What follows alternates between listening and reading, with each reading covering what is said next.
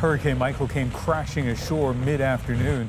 Its 250-kilometer-per-hour winds easily toppling beachfront homes, tearing off roofs and causing widespread damage to countless houses and businesses. This is a hurricane of the worst kind. The biggest threat, Michael's storm surge, up to 4 meters high, quickly swamping coastal communities where tens of thousands of residents ignored mandatory evacuation orders, perhaps not realizing just how strong Michael would be. And look at this. This is nature's fury, probably like Floridians have never seen before. That's because overnight, what was a Category 2 hurricane rapidly grew stronger. When it made landfall between Panama City and Mexico Beach, Florida, it was just shy of Category 5. We are concerned that many citizens chose not to heed those warnings, but we're prepared with search and rescue teams to try to go in and do what we can. Even seasoned weather reporters seemed ill-prepared for Michael's fury, but as in this case, help is nearby. Thousands of National Guard troops were in staging areas, ready to help with the rescue efforts once it's safe to do that. We're turning 100% of our focus on search and rescue and recovery. Oh my goodness. Hydro crews from across the U.S. and from Canada are preparing to move in as well.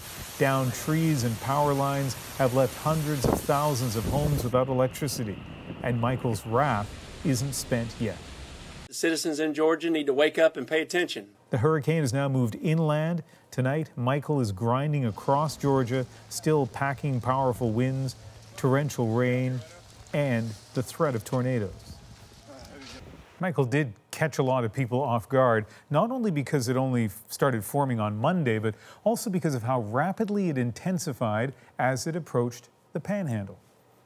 And once again tonight, CBC meteorologist Johanna Wagstaff is tracking the storm for us. And Joe, a lot of people surprised by how quickly Michael grew so strong. What was going on? Well, Ian, a couple of factors came together. First of all, Florida just had its warmest September ever on record, and that has contributed to exceptionally warm waters in the eastern Gulf of Mexico. That's the fuel that Michael needed to grow.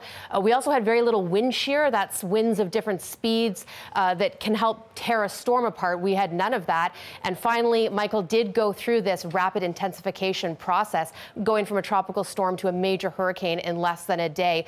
And that's part of the reason why this storm will remain so strong as it heads towards the Carolinas over the next couple days. A reminder, though, how these storms can be so predictable. And in the coverage, there always seems to be a buzzword. This time around, I'm hearing a lot about hot towers.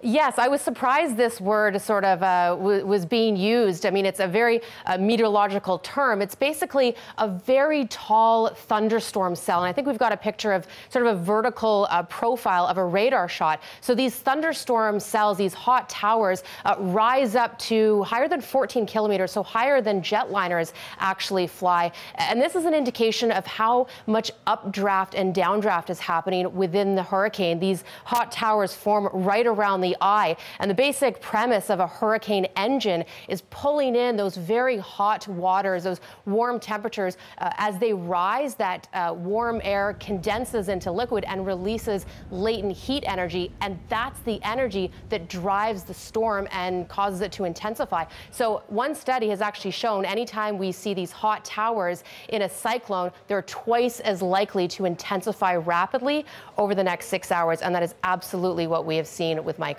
As always, so well explained. Thanks, Joe. You're welcome.